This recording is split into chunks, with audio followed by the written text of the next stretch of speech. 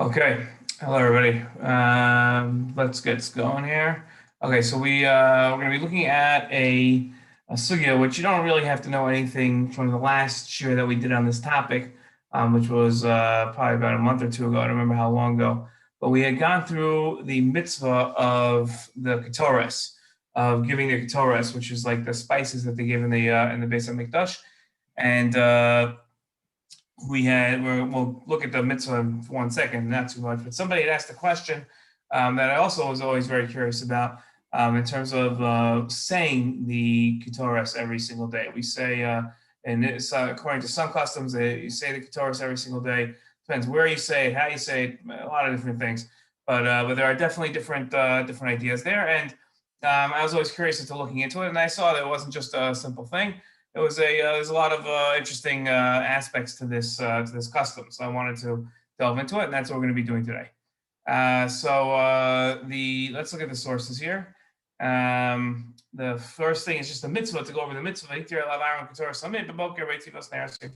have seen that there's a mitzvah to offer the ketores. Ketores are spices, right? And that's the Rambam here in the Sefer Mitzvos says that there's a mitzvah for Kohanim to do the Ketores twice a day, both in the morning and night. Right? That's the mitzvah of the Ketores. Okay. So the Tur brings up as far. So Tur brings up the Siddur of Amram going here, and he says that Lachash Shasayim Shatz Osa Shalom Nogin Omar Ein Kelokenu. Right. So he brings up this idea that we say the piyut of Ein Kelokenu. Right. Ein Kelokenu, Ein Kadonenu, Ein Kelokenu. Okay, fine. Ad right, so it talks about the Ketores. Okay, so this is the custom of reciting this every single day. Okay, so the custom to recite a piyut, like a poem, every single day. Not the biggest deal in the world, but where does it come from, right?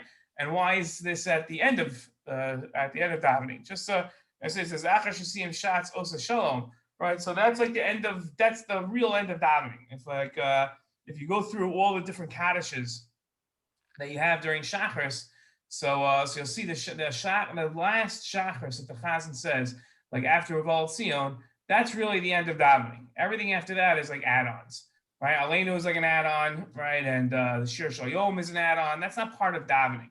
Uval Tzion is like part of davening. There's a chiyuv to say Uval Tzion. That's part of the Shachar service. But once the Chazan says the Kaddish after Uval Tzion, so that's like really, sayonara. Everything else after that is gravy. There's a reason to say everything, but like I'm not saying you should leave shul after that. But like if you did, it wouldn't be like the worst thing in the world, right? So that's if you left before Uval Tzion, that's not like really highly recommended. So here the question is, so why are we having these add-ons, right? Like you go to a Sephardi minyan. It's like half of davening takes place after this Kaddish. They've got add-on after add-on after add-on. But like ashkenazi, we generally don't do this. But this is the Tur. The Tur is ashkenazi, and he has this. So what's the idea here of the Ketores? Okay, but reciting the Ketores, saying the Ketores. Okay, the Beis Yosef has a fairly large piece on this, and the Beis Yosef says that you have to be very careful to recite this out of writing. You'll see some people have they take a cloth. They have it looks like almost like a mezuzah. They bring it to davening with them, or they have it hung up on the wall in some shuls. And I think in my shul it's hung up on a wall. And like people walk over to it and they say it out of the writing. What's the idea, right? So if you miss out on one of the spices when offering the Ketores, so you're chayiv misa. So the idea might be that if you don't say one of the spices properly, you'd also be chayiv misa. So the Beis Yosef looks at this and says, okay, look, if this is the halacha, I accept it, right? Like, okay, there's nothing I could say. If that's the halacha, I accept it. But if this is in ledin, right? But if this is, he says, contrary to halacha, if you see in the darkened here, it says in the bold writing, it says, but if this is the din, right? If this is just said like ledin, so then I've got an answer for this. That doesn't make any sense, right? And it doesn't have to say it. You can say the whole thing by heart. Doesn't make a difference. So my question, what does that mean? If this is the halacha, I don't get it, but I'll accept it. This isn't like, this is the Beis Yosef. Like, this is not, It doesn't mean that if it's the halacha, I'll accept it, but if it's the ladin, okay, whatever, I can respond to it and then tell you don't have to follow it. So I don't get that. Okay. Then he goes through a whole list of reasons why it wouldn't make any sense to say you're chayav misa.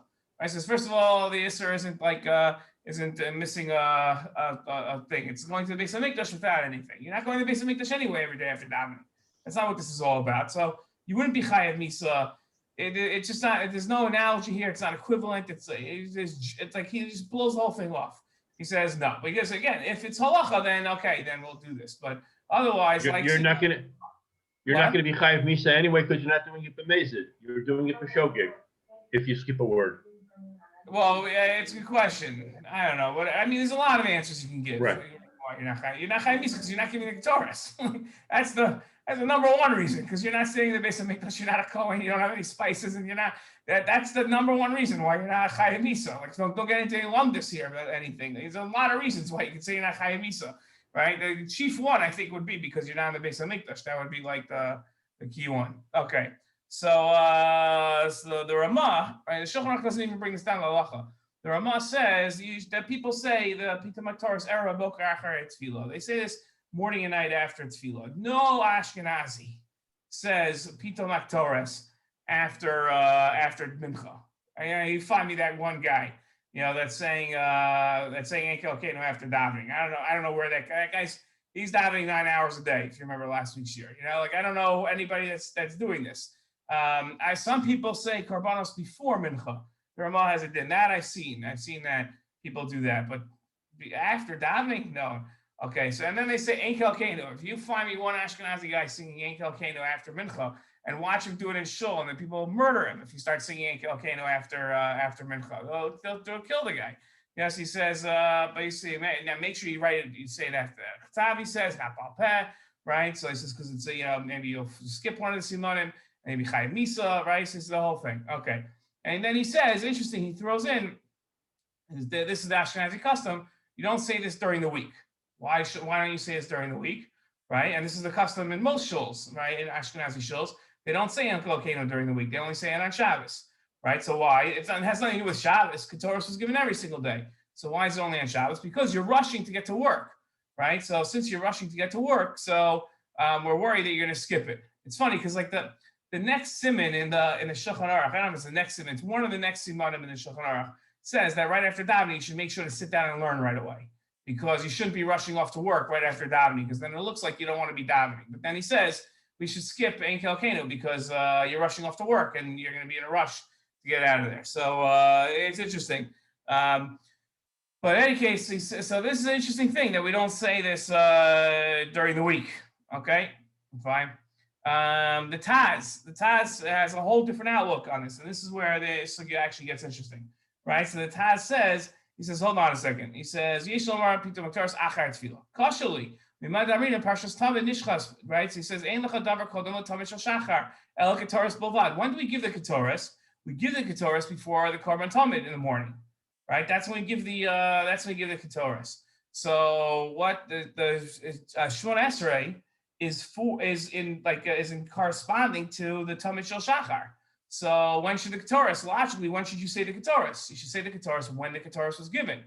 When was the Ketores given in correspondence to davening? It was given before shemoneh esrei, like before the korban tamid. So you should be saying Ketores in the morning, right? That's what should be said.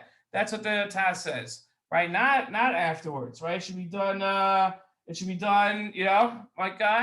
That's what should happen. And yet he doesn't say that. He says that it should be done before davening. And so we have a machlokas now. So how do we understand the machlokas? He says, by the way, he says, Nahati ba'atzmi lo parshas Ketores kodem Baruch Shemar. So he says that you see that I started saying it before Baruch Shemar. No one, by the way, in his time, no one was doing this. The Taz just came along and said, let's do it before Baruch Shemar. Okay. Now, what's interesting, just before, that's all the questions that we have. We have what's the nature of the custom? Why do we say this at the end of davening? What's the idea in the Torah of yesh? If it's halacha, I'll accept it. If it's din, I'm not going to accept it. And then this idea of what the machlokas is. But what's fascinating is if you look in your siddur, you'll see, right? So by the way, in Ashkenazim, took on the custom of saying Pita Ketores every single day in Eretz Yisrael. Right? In Eretz Yisrael, in a normal ashkenazi shul, they say Ein Kelkeinu every single day at the end of davening, just like Sephardim. They got rid of the Ramah. The reason why they did that is because the Hasidim came in, and the Hasidim took on a lot of the customs of Sephardim because of Nusach Sfard. So, and then a lot of those customs in Yerushalayim are based on Nusach Sfard. So they start saying Ein Kelkeinu. Very strange to find a shul in America that doesn't say, in Israel, excuse me, that doesn't say Ein Kelkeinu. Even Ashkenazi shul, the Shiur Sephardi shul, that doesn't say Ein Kelkeinu at the end of Shachars every single day. Everybody does. Yeshivas do it. Everybody does. Everybody says Ein Kelkeinu. Right. So that's that's like all shuls, even all these shivas I was in, everything, and they said, what about the Ramah? So they said the Ramahs, people going to work, we don't, in Eretz Yisrael, no one goes to work, so no one has to do it. So that's the idea, especially in yeshivas and Kolon. So why shouldn't you say Ein Kelkeinu? Okay, what's interesting is if you look in your siddur, right? If you buy a siddur in Eretz Yisrael, an ashkenazi siddur in Eretz Yisrael, it's going to put Ein Kelkeinu at the end of davening, right? Because that's become the custom to do so, right? But they also have the Ketores in the beginning of davening in the korbanos. They have it twice. No one says to say it before Baruch Shemar and after davening. That doesn't make any sense. They're accepting the base Yosef's opinion and the Taz's opinion. So just as an aside, right? Now you do. Why do we have that? Right? How does that come about?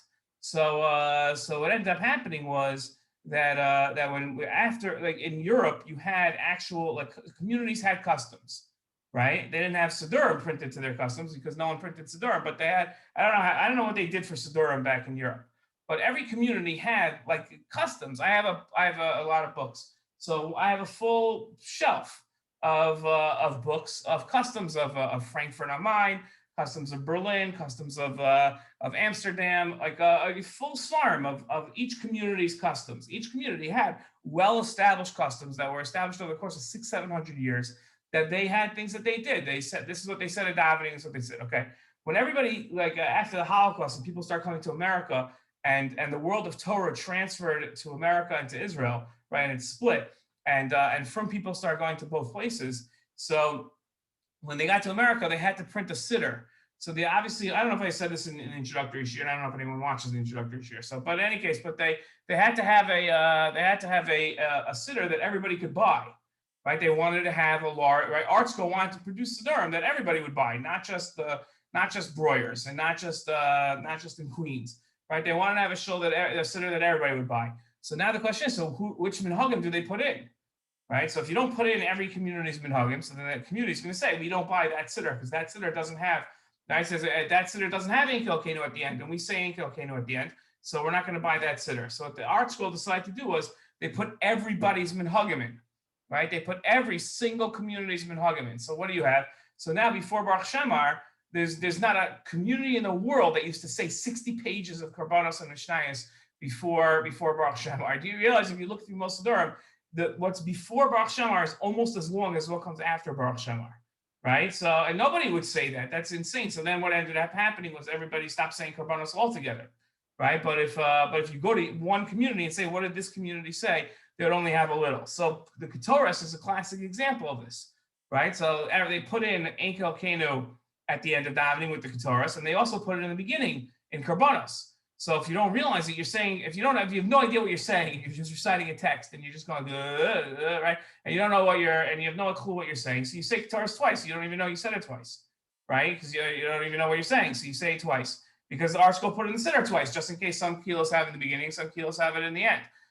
Most kilos just skip both of them, so it's not an issue, right? Yeah, so you don't have a problem. But that's, I'm sorry, I'm in a cynical mood. But that's, so that's what you have when it comes to Ein Kelkeinu. That's why you have it in both. But it's clear you only have to say it once. Nobody says you should have to say it. It doesn't make any sense to say it twice. Why in the world would you say it twice in the morning? You only gave the Ketores once. There's no logic whatsoever to say it twice. Okay. Good. Wouldn't you even be over on an Easter if you said it twice? It's almost like you're saying that I'm bringing Ketores twice. You chayav misa for Bat Tosef. Right. So So imagine if you're a Kohen doing it, right? So yes, right. So big problem. Art schools like on Lifnei Iver. So I don't know. But in any case, Yeah, I don't know. They should put a disclaimer if you've already said this in the beginning, and then people are gonna have to go through the whole siddur and try to figure out if they said it in the beginning because they have no idea. Yeah. So, but that, yeah, I don't know. Okay. Any case, so Rabbi, just a couple of things in the Art Scroll Ashkenazi Shiur. I believe in the Karbana, the Tamid actually comes before the incense offering, but the Or Chaim says, yeah, it does. You're right. It does. right. So, but why is that? Because in actuality, we did the Ketores before the Tamid in the base of It's a great Mikdash. question. It's a really good question. I don't know. It's true. I say that also. I say tell me first. And then my other question is, as far as in Kilokena goes, are you still supposed to say, like, mention all the spices after? No. So what I do is I say the Ketores and Korbanos, right, before Baruch Shamar, and then I just say that one paragraph of Ein Kelkenu.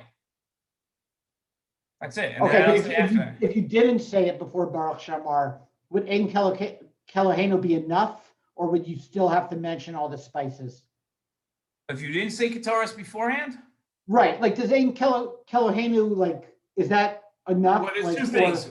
There's two things. That Ein Kelkenu is like a poem, and then there's the actual psukim of the Ketores. So they're attached. We'll explain why they're attached soon. That's gonna be one of our points. They're attached, but but they're two separate things. So if you only say one of them and you don't say the other, you haven't been able to say the other one, whichever one it is. So the people who say you should say before Baruch Shamar, why don't they say you do Ein Kelokenu there? If you can't understand the answer to that question when I'm done, then I haven't done my job to it. That should be obvious. You'll see. I mean, it shouldn't be obvious at all now. You should have no way of figuring that out now. You know, but that should be very clear. Should be very, very clear. I think also there's a machlokas whether the Taurus is done before the menorah or after the menorah. And the korbanos that we have in the morning doesn't even include anything about the menorah. Yeah, I was going to say, I don't say the menorah every morning. I don't know why you have the menorah. Right. Yeah, It's part of the, avodah in the Beis Hamikdash. Right, but we don't say the whole avodah in the base. Right, I'm saying we don't say that in korbanos. Right. Why? We don't say most of the avodah in the question is really why do we say the stuff that we do say? No, I think we only say the stuff that's a representative for us. In other everything words, that's in korbanos is we do in the Beis Hamikdash. All the korbanos. Right, but not everything we do in the Beis Hamikdash is in korbanos. Why? What's missing? So I think we only say the stuff in korbanos that's done on behalf of the tzibur because I had a chelik in it and now I'm missing. I didn't have a chelik in the menorah. The menorah was a chiyuv in the mikdash, not in the avodah. So the mikdash had to have the menorah lit. But there had to be a lit. I should say like this: there had to be a lit menorah in the mikdash. I didn't have a chelik in the menorah. It wasn't done on behalf of Klal Yisrael. Trumas Hadeshin. Trumas Hadeshin we didn't do Trumas Hadeshin. I went through this again. Trumas Hadeshin is like is more of almost like a hechsher. It's a quasi hechsher. So it's like that wasn't done for me. The mizbech had to be cleaned out. No, but that's included in korbanos as an example. According to some communities, no, I don't say Trumas Hadeshin. No, but okay, but every siddur will have it in korbanos. Every siddur has everything, except for a menorah. But it even has the Ketores twice, so that's no raya. Yeah, so you can't bring a raya from the siddur because the siddur has area how like in the Rosh Hashanah Yom Kippur siddur it says some communities say this. You know how like it doesn't have that in the normal the normal regular siddur because they didn't have to write that; they just put everything in. That's the idea. There's just everything's in the siddur, so you can't bring a raya from the siddur for anything. Even Pesukei Zimra, there was stuff in Pesukei Zimra that communities didn't say that we was all in Pesukei Zimra now. Even Pesukei Zimra wasn't. There wasn't every community said everything that's in our siddur in Pesukei Zimra now. The stuff that wasn't in there in some communities, but they chucked everything in because why not? What do I mean, as an aside, why don't we say Ashrei V'Utzion on Shabbos and Yom Tov? What? What? I didn't hear what you said. On Shabbos, we don't say Uvol Etzion. And Mincha we do. On Shabbos, we don't say Uvol Etzion. And Mincha we say. Why don't we do it in Shabbos like we do every day? I think it's because like to save time or something. I'm pretty sure. Oh, okay. Yeah, I'm pretty sure it's to save time. I don't know. It doesn't do that good of a job, but okay. So look at Shari Chuba here. It says Batom Shamrin Tchila Enkel Kenu Lefishak Torres Masheres. So why do we say this at all? Enkel Kenu and Pitom Torres, because the Ketores used to make you wealthy. So that's why we add in Enkel Kenu to tell, right? So we say like this: say Pitom Ketores used to make me wealthy. So I give the Ketores, and then I would get wealthy from giving the Ketores if I was a Kohen. So now I'm going to get wealthy because I'm going to say the Ketores, right? This is clear, always works. So I say the Ketores and I become wealthy, right? So now what do I have to do? I'm going to think, oh, it's because of me that I became wealthy. So now I add in, there's no one like God, right? Ein Kelkeinu, Ein Kadonenu, Ein Kemalkeinu, Ein Kemoshiinu, right? So it's really it's to remind myself. That's why we say the Ein Kelkeinu, right? And that's the Abu Draham quotes this next Gemara here in source number 9. That we don't have the same Kohen, right? The Gemara says the same Kohen doesn't say it doesn't give the Ketores twice in his lifetime. He only gives it once. There was a lottery, right, to see who got to do every job in the Beis Hamikdash. So if you already done the Ketores once in your life, they would say only new people who didn't do the Ketores, Chadashim. People that haven't done the Ketores come in and do the lottery. Then whatever new Kohen would get it, and then that Kohen would become wealthy, and then he wasn't eligible for it again, right? So how does he get wealthy? How does this work? This great thing, right? So it says Mishum dechsiv yasimu ketara ba'pecha chsiv basrei baruch Hashem chelo, right? So So this is you get wealthy from this, right? This is two psukim. It's at the end of Dvarim. It's part of Zosa Bracha. Right, so that's the limud. Hashem would bless your portion. Okay, so what does that have to do with saying the Ketores have to do with becoming wealthy, right? And how does the Ketores make you wealthy? How does this work? How does this Gemara work? Okay, so the Ramban says on this pasuk on the Tam Baruch Hashem Chelo, Shiur Chel Gadol. You'll have a big portion. Right? So you're gonna have a lot of when you come to the Kodesh.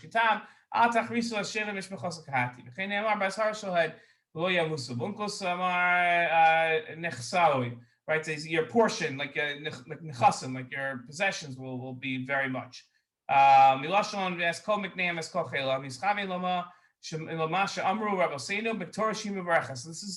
is talking about the Ketores. Okay, this is exactly according to our Gemara. So say straight out, right? Just like Uncle said, this has to do. How's God going to bless you from the Ketores? With your possessions. This is why they said that most of the Kohanim who should not have been wealthy, because Kohanim weren't allowed to make a living. Kohanim lived off of Trumas and Maasros, right? They lived off of other people's tithes. So a Kohen should never have been wealthy, right? How was he going to make any money? He didn't own any land. He didn't have any business. He had nothing, right? He was a teacher. Teachers, I'm telling you, don't have money, right? So Mishum Abba Jarashamru, right? So Nar Haiti Gamza Kanti, right? Lower Haiti Tzadi Gazab. So he quotes a beautiful pasuk, right? That says that I was a youth and I got older and I never saw tzaddik that was left by God, right? That was abandoned by God. Who are these tzaddikim? Right, so Zezar shel Aaron. That was the descendants of Aaron. He never saw Kohen that was left, and that goes back to that. He says that's this idea of Chadashim Ketores, that Kohanim were generally wealthy because God never abandoned them. Okay, right. So so now, if you look, right, so the Shari Tshuva, if you remember in source number 7 back here, he had said that Tam Shomrim Tchila and Kelkeinu. Right, what are we worried about? We're worried about Shelo Yomar Kochem Tziyadi, that it was my strength and my ingenuity that brought me this wealth. Okay, so this goes back to this pasuk. So we always have to be concerned, right? This is we're worried. This is generally the pasuk's context is talking about war, right? When we go to war and we're successful in war, so we have to be very careful that we don't say to ourselves, it's because we have such a strong army that we won all our battles, right? But it's the same word, chel hazeh, right? That's the same word that the Gemara had used, right? Right? So, right? So that's right. It's the chel. right? It's the portion. You shouldn't say also when it comes to your wealth. This is Rabbeinu Bechaye says, Yomar ulai yigba libcha, right? Maybe you'll become arrogant. When you see this great wealth, this great blessing that's coming to you, you'll become arrogant, you become prideful, proud. And say, this is from mazel. Now, what does mazel mean? Okay, so this is very important to explain what mazel is. Okay, so we have a lot of colloquial expressions we always heard about mazel. But what's mazel really? Mazel refers to the stars, right? That's what mazel is. Mazel is the stars, and the stars are right. So the stars are like the Chazal said that we're controlled by the stars. That human beings are controlled by the stars. Now, what does that mean? That life on Earth is controlled by the stars and by the planets. So Chazal understood there were certain phenomena that were happening in the world that they were able to identify that there was a correlation between what was happening in the. You have to keep in mind. Let's take a step back. When you look up at the sky, right? So the sky at night, sometimes you get a good night. Sometimes if you're out in the middle, like Mitzvah or Ramon, and there's no lights, so you can see really well. You can see the stars, right? But most of us don't relate to the stars the same way. Let's say we relate to a good sunrise, or we relate to a clear day, right? A clear day you can see no matter what's going on around you. But just for a second, imagine what life was like 2,000 years ago before electricity. Right? So when it got dark, that was it. It got dark. And a great form of entertainment and life was centered around, especially in the wintertime, when most of the hours of the day were night hours, right? So seeing what was going on in the stars. Everybody understood the galaxy, and they understood, right? They didn't understand what we understand about the galaxy, but they knew more. The average person back then could tell you about the formation of the stars and different things. And then they were able to take notice much easier. Let's say something like the tides. They were able to see the correlation between the moon and the tides because that was the only show on, literally. Like today, we could talk about television. They didn't have television to talk about. They didn't have shows at night. What were they doing at night? So they walk outside, they look at the stars. Everybody knew the stars. You're a little kid, you knew the stars. If you lived near the water, right, which in Eretz Yisrael, everybody lived somewhat close by to the Mediterranean, you could see the changing of the tide based on the where the moon was and different forces. So they might not have been able to identify exactly what was happening, but they could definitely see phenomena and correlation. That they understood. They understood there was a correlation. Somehow there was a correlation, and they were able to chart it between what was happening, what was visible in the heavens, and what they were able to see on Earth. That they were able to understand. So they knew that there were certain forces. They didn't understand exactly the science of how it worked. They didn't understand the physics involved. They didn't understand the astronomical forces that were taking place. But they understood there was a correlation between the two. And what they said was that a lot of the things that happen in this world are being controlled by heavenly bodies. That's why like idolatry started with the heavens, because they saw that there were forces. They saw that there was a cause and effect that was happening. Okay, taking that into account, okay? So what they would say was, right, that's how they understood nature. Nature was largely represented by what was happening in their night vision of the galaxy. So what was the opposite of nature? The opposite of nature was God interfering, right? So they would say that Bnei Israel, right, there was no correlation between nature and Bnei Israel. So how do they phrase that? Ein mazel Yisrael.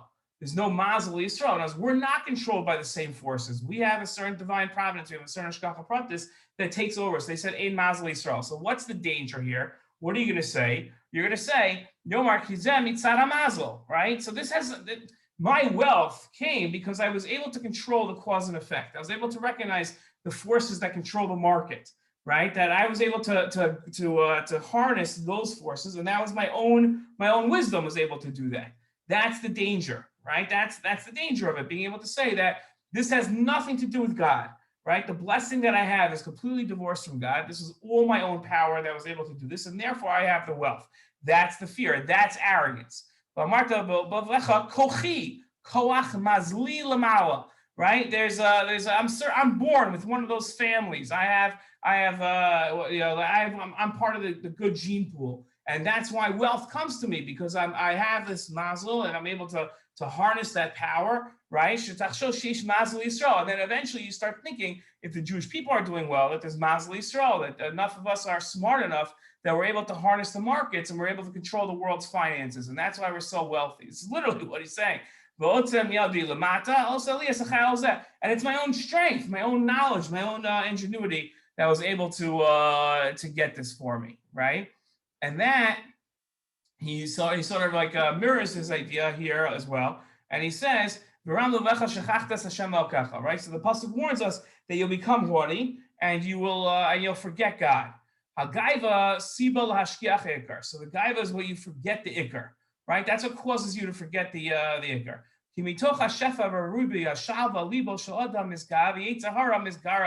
So then your Yetzer Hara is going to get the best of you, right? Because you're going to forget this. You're going to take all your like needs, you're going to make those the ikar, and your avodas Hashem will become tafel. And this is the Rambam's son says this very well here. He says, "Vikar bitachon." Right? What's the ikar bitachon? Right? What's the trust in God? What is the ikar? Hu chizukei emunah. Right? That's strengthening in our belief in Hashem. Ki Hashem yisala hu haborei v'mefarnes. It's a Kadosh Baruch Hu that provides our livelihood. He gets us, he keeps us alive, and he kills us. He gets us sick, and he heals us. He makes us wealthy, and he brings us poor. And all this stuff, it all comes back to him. Who goes our land? Okay, so this, right? This is the whole idea. It comes down. That's what bitachon is. Okay. What does that have to do with Ketores? This like philosophy at the end, right? What does it have to do with the Ketores? Okay, so the Ketores was some supernatural force that when a Kohen gave it, right? So Kadosh Baruch Hu would bless him. He would interfere with that Kohen's life and make that Kohen wealthy. Okay, so what's the idea of the Ketores? The Ketores, I think, was instituted, right, at the end of davening, especially in Kolkenu, to guard against arrogance. Okay, let me explain. Okay, right, we recite the Ketores. The Ketores itself, okay, is recited every single day in davening, and I think the reason why they instituted it was because in our lifetimes, right, the way that our lives have worked for the last 2,500, 3,000 years is that we go out and we make a living, right? That's what we do. That's our day. It doesn't matter how much time you work for make a living. We're all trying to make a living, right? That's what we're doing. The Ketores was something that was intricately connected to our livelihoods, right? It was like the lottery ticket, the fantasy lottery ticket, right? We always imagine, if I gave the Ketores and I was a Kohen, God would interfere in my life and make me wealthy, right? That's the Ketores. The Ketores is like that prayer of the fantasy lottery ticket, right? So before we, right? So, and what do we hope for, right? We all hope for this. We all have this this sort of innate instinctual desire for easy wealth, right? That's what we all. That's man's fantasy, easy wealth, right? I don't have to work for anything. I can sit and relax. I don't have to have the stress of livelihood. Okay, and that's the opposite of bitachon, right? Because what am I hoping for? I'm hoping for it all be because it's on me. I don't have to worry about my relationship with God as it pertains to wealth anymore, right? I'm just going to be completely wealthy and not have to worry about anything anymore, right? Even if it's not on a conscious level that's what you're trying to do, and that's not what it's all about. It's not all about trying to escape God, but at some point, what we all want to have is responsibility-less wealth. Right, where I don't have to answer to anybody, and I just have endless supply of money.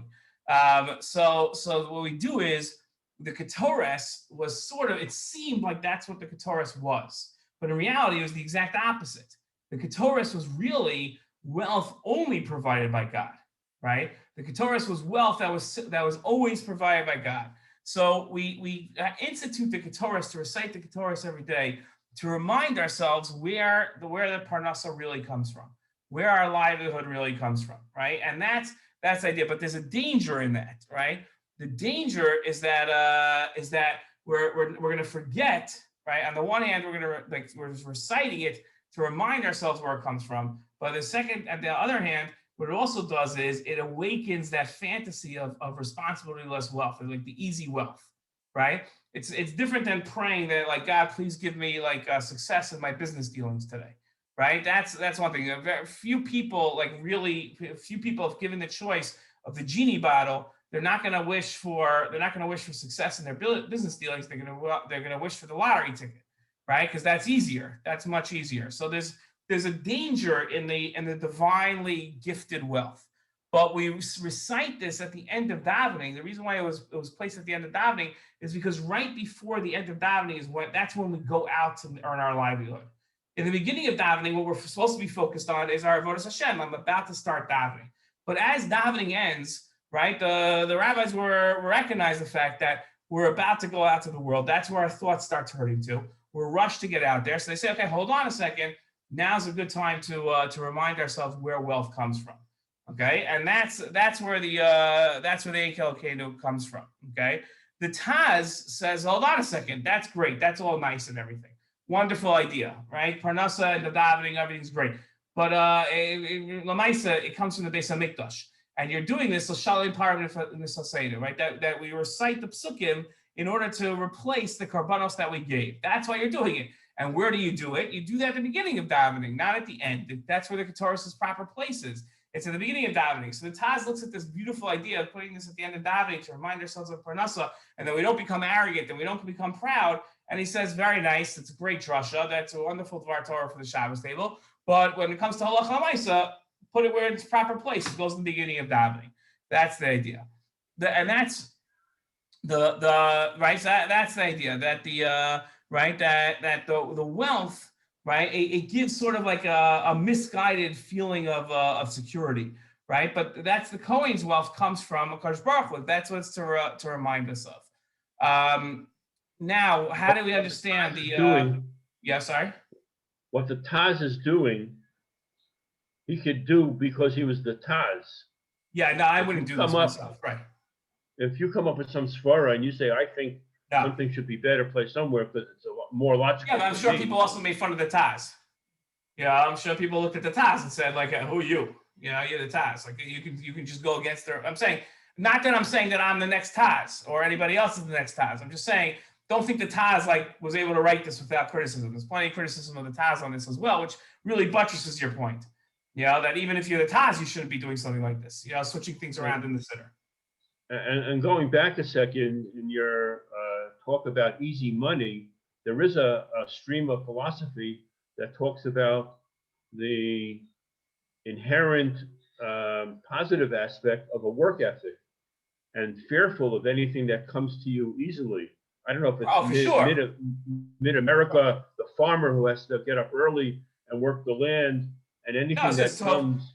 No, it says it's a malacha, right? Right? That's a mission in Pirkei Avos, that malacha is good for you, right? That's the Rambam's famous shita that you should go to work. 100%. That's well based. At the same time, the Kohanim were zochet hashgacha pratis, right? That's like okay, so now let's get to our final thing here. The Beis Yosef's idea is a fascinating line that the Beis Yosef has, which I think goes back to what my father was talking about, where the Beis Yosef says, he says, Ani Omer im halacha. This goes back to the idea of reciting the Ketores out of a cloth, right? Out of words, right? So because you might be chayav mitzvah if you mess up the recital of the Pita Ketores, right? You're going to mess up if you say it the wrong way. So he says that Ani Omer im halacha nekabel. If this is the halacha, so then I'm accepting, right?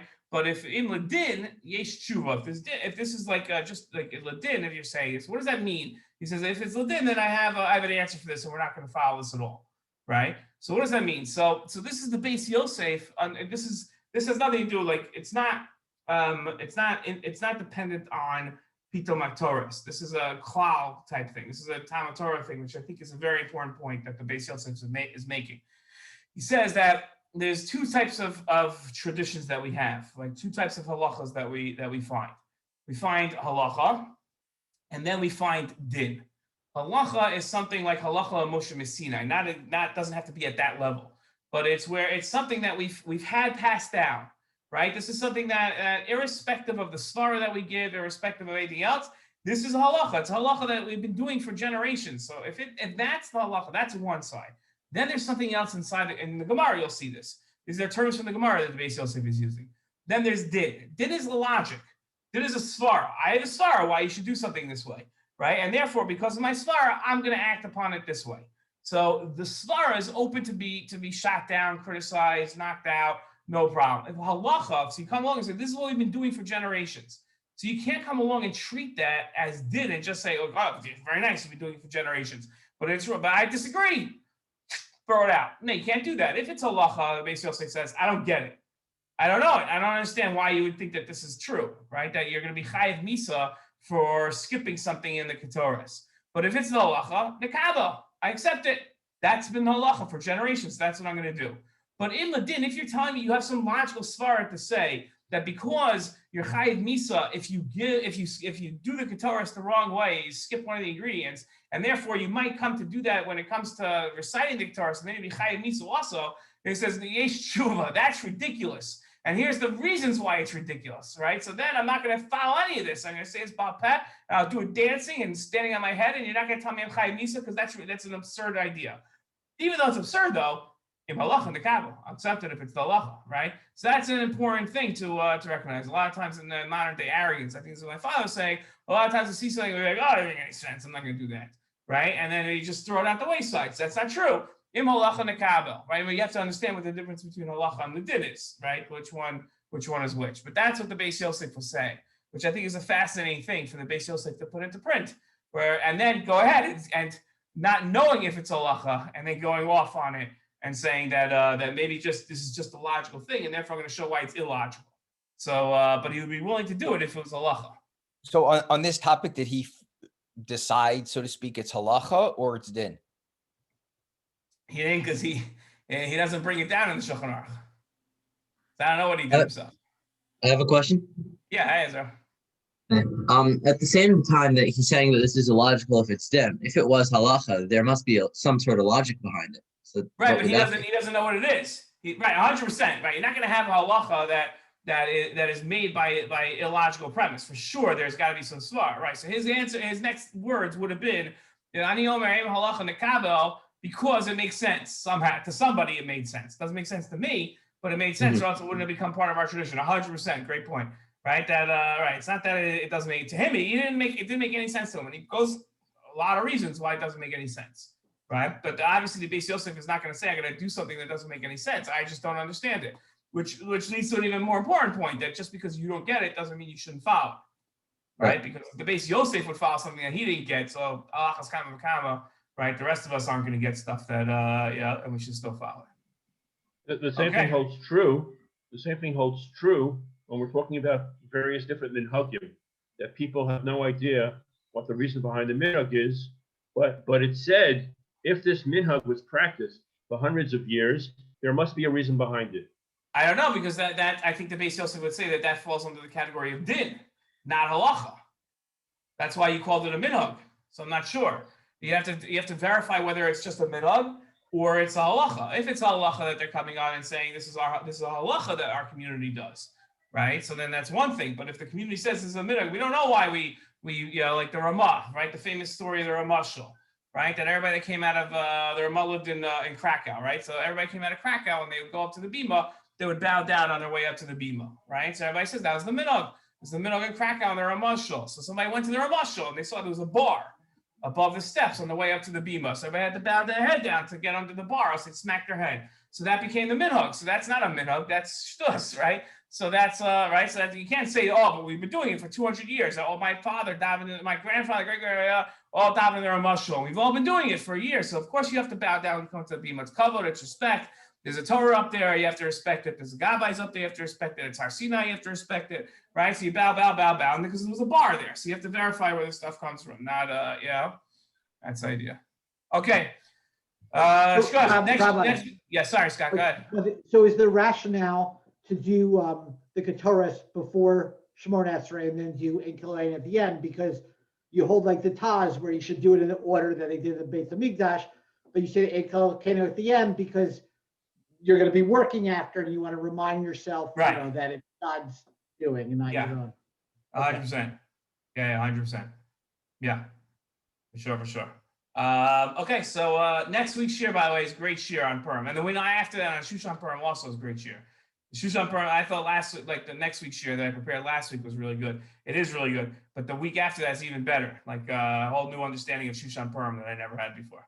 Okay, so Shach, see you guys next week. Thank you. Thank you. Thank you, Rabbi. Bye, guys.